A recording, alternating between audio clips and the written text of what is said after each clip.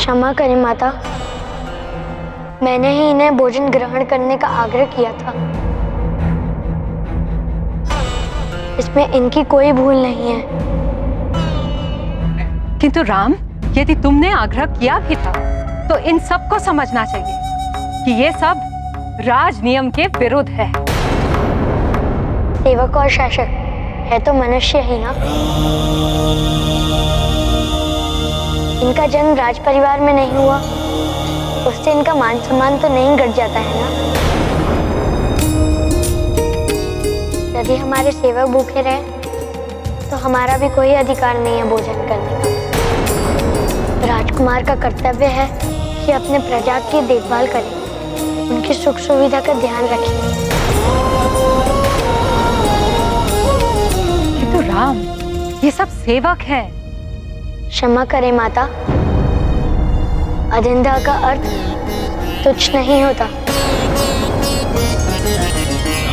जितना मान सम्मान हमें मिलता है उतना ही मान सम्मान इन्हें भी मिलना चाहिए।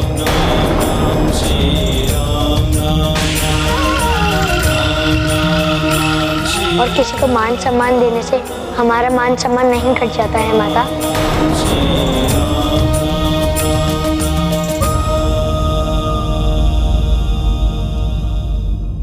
महारानी कैकेयी, अब इस बालक से भी सीख मिलने लगी आपको। अब तो संभल जाइए, अन्यथा इन सेविकाओं और आप में कोई अंतर नहीं करेगा ये राम। राम, पुत्र तुम्हारी सहृदयता और निस्वार्थ प्रेम अद्वितीय है।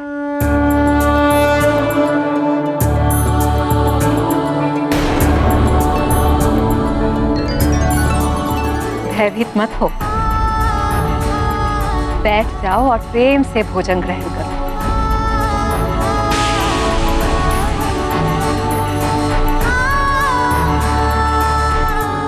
क्या हुआ? मैंने कहा ना, भयभीत मत हो, बैठो बैठो।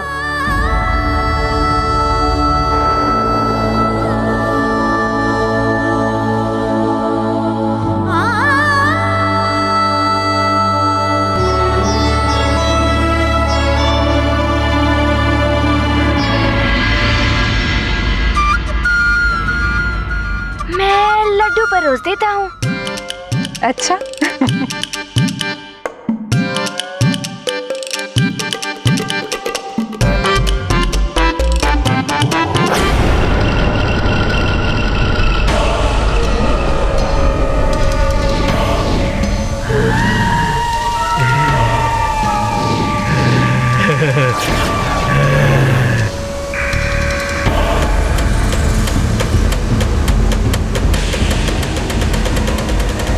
ये क्या? हमने तो सोचा था हम बड़ी सहजता से सुमेरु पर आतंक मचा देंगे, किंतु यहाँ तो प्रवाल पर्वत की पवित्र बूटी का रस छिड़का हुआ है।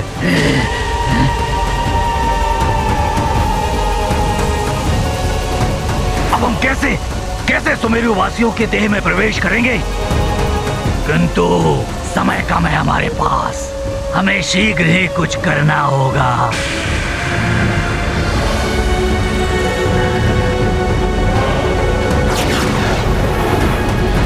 मित्र, जब से युवराज हनुमान सुमेरु से गए हैं, तब से महारानी अंजना ही नहीं, पूरा सुमेरु ही उदास हो गया है। तुम सत्य बोल रहे हो, युवराज के मित्र भी उदास से रहते हैं, जैसे सारी क्रीड़ाएं ही भूल गए हो।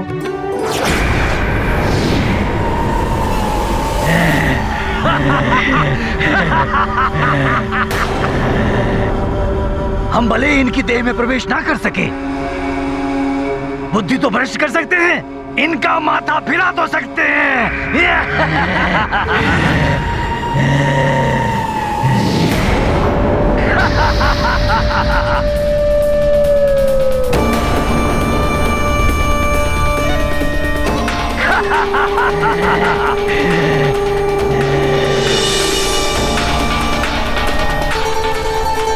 किंतु एक बात है, हनुमान के जाने से यहाँ पर शांति भी है, अन्यथा कभी राक्षसों का आक्रमण, कभी किसी नाग का आतंक। तुम कहना क्या चाहते हो? ये सब हमारे युवराज के कारण होता है। हमारे युवराज तो ऐसे ही हैं।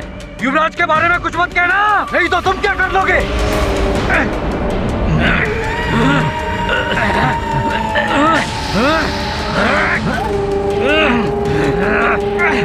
यही करना है हमें, यही करना है। इन समस्त सुमेरु वासियों के मन को दूषित करना है। एक बार इनका मन मस्तिष्क दूषित हो गया तो कैसी मित्रता, कैसा प्रेम, अराजकता हो जाएगी चारों ओर, अत्याचारी हो जाएंगे सब।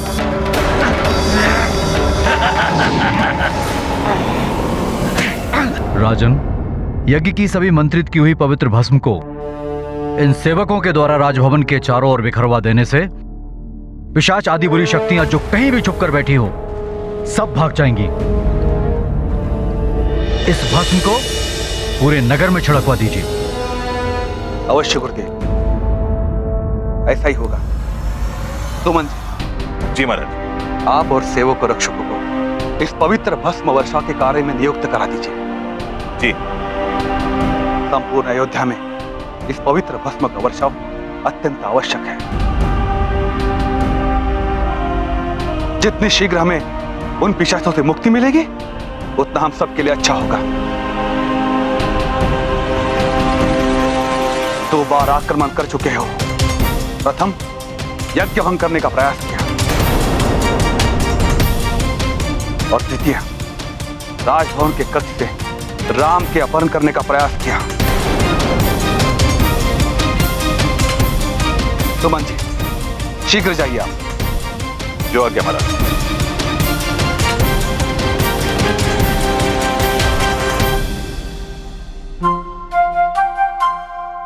मैं भी इस कार्य में सहायता करूंगा।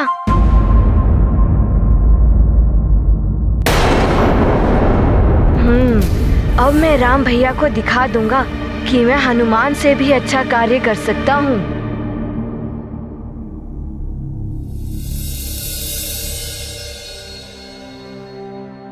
प्रणाम पिताश्री। प्रणाम गुरुदेव। आयुष्मान भव। गुरुदेव, पिताश्री, हम भी इस भस्म वर्षा के कार्य में सहयोग करना चाहते हैं। अयोध्या की सुरक्षा के लिए हम भी योगदान करना चाहते हैं।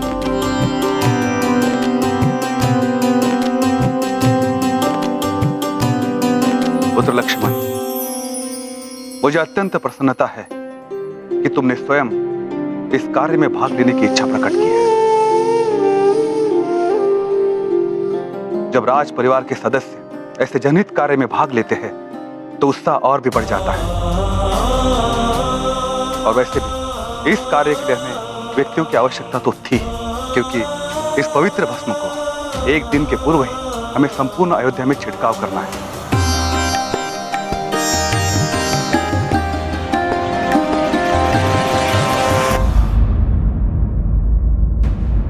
पिशाचों से मेरे प्रभु और अयोध्या की सुरक्षा के लिए ये कार्य शीघ्र ही पूर्ण करना है।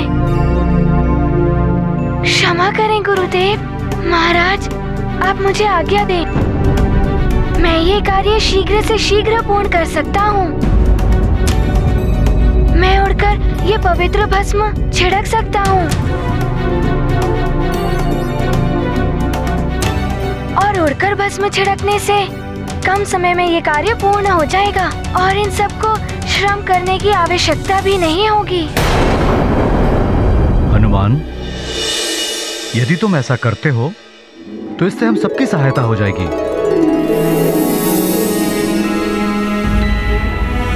पिशाचों के संकट से जितना शीघ्र मुक्ति मिल जाए नगर के लिए उतना ही अच्छा है। किंतु पुत्र, तुम अयोध्या के अतिथि हो और अतिथि से कार्य करवाना अनुचित होगा। किंतु गुरुदेव, अतिथि पराये नहीं होते, वो भी स्वजन्य ही होते हैं। यदि कोई अपना स्वजन्य संकट में पड़ जाए और हम किसी की सहायता ना करें, वो तो स्वार्थी ही हुआ ना गुरुदेव।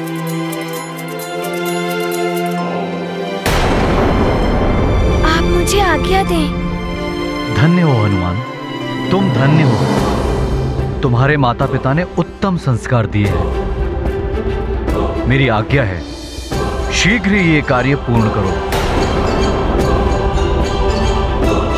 इस भस्म के छिड़काव से पिशाच आदि जहां कहीं भी छुपे बैठे होंगे, उन्हें भागना ही पड़ेगा।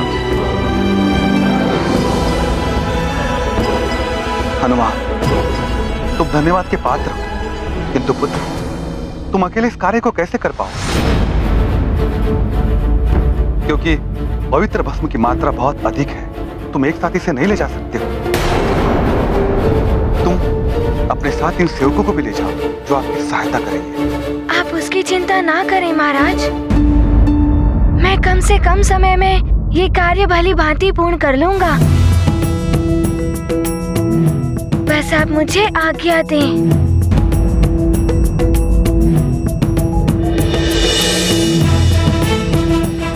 जैसी तुम्हारी इच्छा हनुमान। मेरी आज्ञा है तुम्हें। प्रणाम महाराज।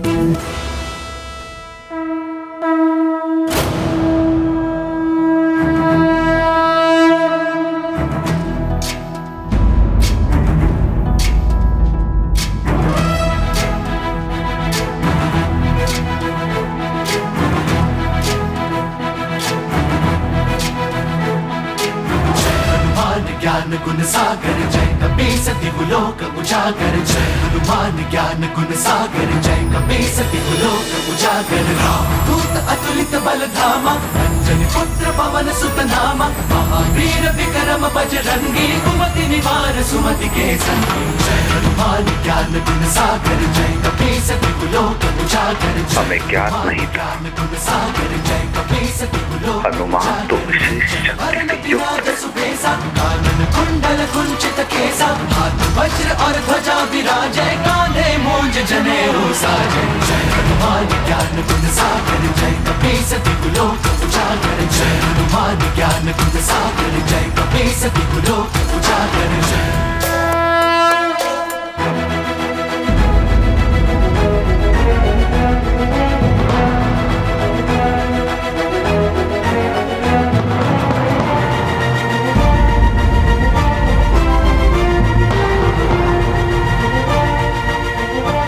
महाबली हनुमान की जय। महाबली हनुमान की जय। महाबली हनुमान की जय। महाबली हनुमान की जय। महाबली हनुमान की जय। महाबली हनुमान की जय।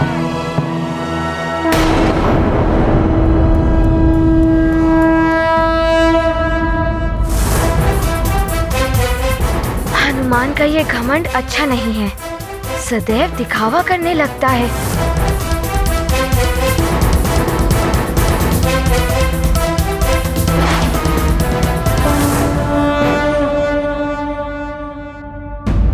रखो ये व्यर्थ का सामान अपने पास, हमें नहीं चाहिए।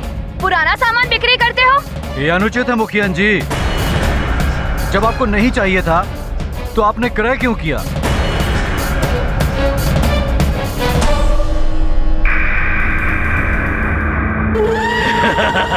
सबकी बुद्धि कर देंगे भ्रष्ट, हो जाएंगे सारे नाश।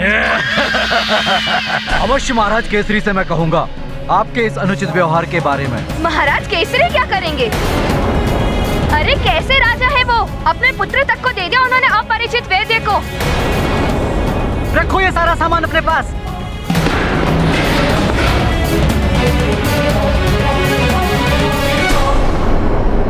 तूने मेरा सामान तोड़ा? हमसे भिड़ोगे? तुम्हारा ये साहस? लड़ो! तुम्हारा ये साहस है? लड़ो! लड़ो सुमेरु वासियों, लड़ो! मरो!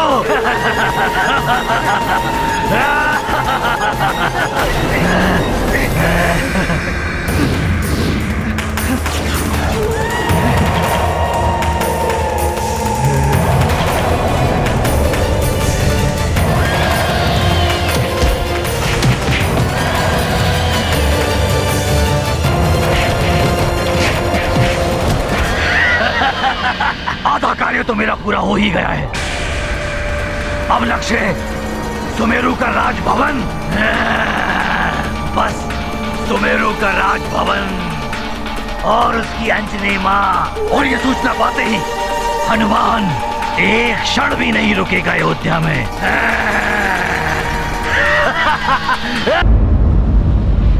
राम काज लग तब अवतार, करत विनय कर युगल प्रसार। चकित चितव जन मन हर साते, गिर सम बजरंगी हो जाते। प्रभु की भूमि को करने पावन, प्रतिपल प्रस्तुत अंजनी नंदन। कार्य कठिन हो लघु या विशाल, पल में करते केसरी लाल। ये गाथा महाबली हनुमत की, रुचिकर लीला राम भगत की। जय जय जय रघुनंदन राम, जय जय जय महाबली हनुमान। पशुओं की देह में भी तो छुप सकते हैं पिशाच, और पशु स्वयं की रक्षा नहीं कर सकते, उनकी भी रक्षा हमें ही करनी होगी।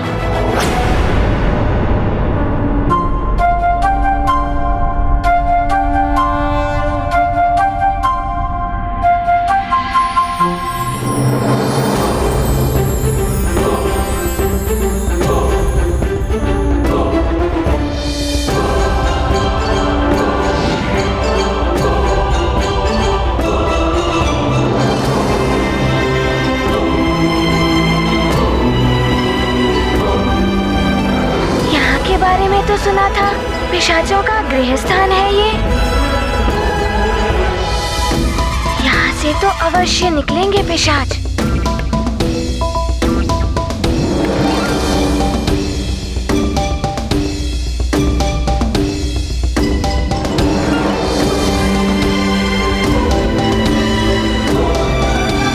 यहाँ पर तो कोई भी पिशाच नहीं है, कहाँ चले गए एकाएक?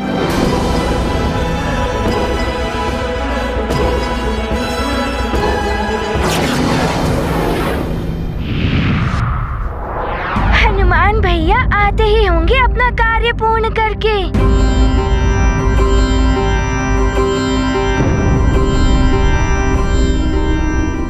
महाराज, बहुत बड़ी समस्या आ गई है। लगभग सारी सामग्री पिशाचों के आक्रमण के कारण दूषित हो चुकी है। अब यज्ञ कैसे होगा?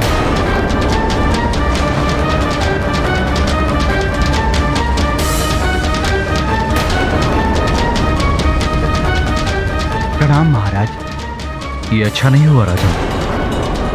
राजभवन और अयोध्या के लोगों की सुरक्षा का उपाय तो हमने कर दिया, किंतु सामग्री न होने से यज्ञ संपन्न कैसे होगा?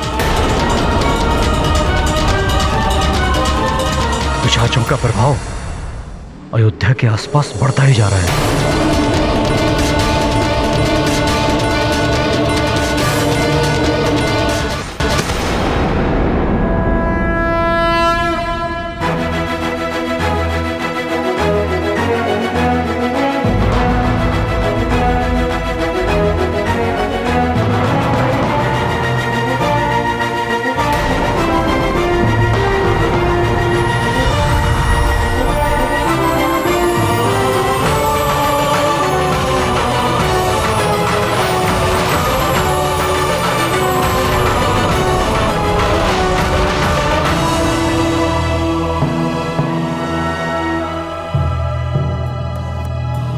हनुमान भैया ने तो शीघ्र ही इतना बड़ा कार्य पूर्ण कर लिया। लखन जियाए श्री रघुवीर हर्षि उर लाए। रघुपति प्रणाम गुरुदेव। बहुत बड़ा कल्याण हो। प्रणाम महाराज। महाराज, मैंने संपूर्ण नगर में ये पवित्र भस्म छिड़क दिया है, किंतु मुझे वहाँ कोई पिशाच नहीं दिखे।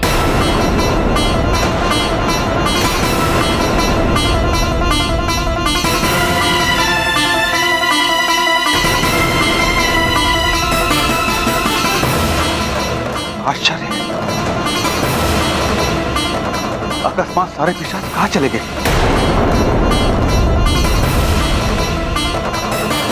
हो सकता है वो भाग गए। हनुमान ने पूरी तरह परास्त किया था।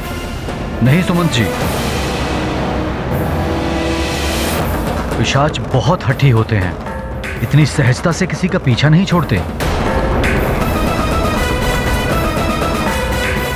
और जब तक पिशाच राज समाप्त नहीं होगा तब तक उनके आतंक की संभावना बनी रहेगी। किंतु गुरुदेव, पवित्र भस्म के छिड़काव से हमने सबको सुरक्षित कर दिया है। हाँ राजन, हनुमान के कारण यह कार्य इतनी शीघ्रता से संपन्न हो गया, नगर सुरक्षित हो गया। किंतु अब हमें यज्ञ के बारे में सोचना होगा। यज्ञ सामग्री दूषित हो चुकी है। 7 समुंदर 7 नदियों का जल इतने कम समय में कैसे आएगा? बिना सामग्री ये यज्ञ अपूर्ण न रह जाए।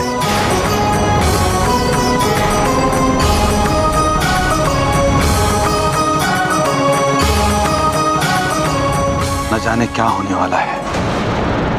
इस संकट से अब ईश्वर ही बचा सकते हैं।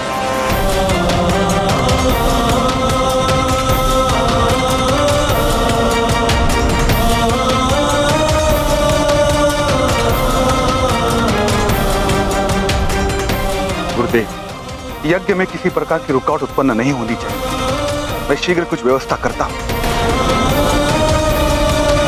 प्रणाम गुरुदेव। कल्याण हो। सुमन जी, जी आइए।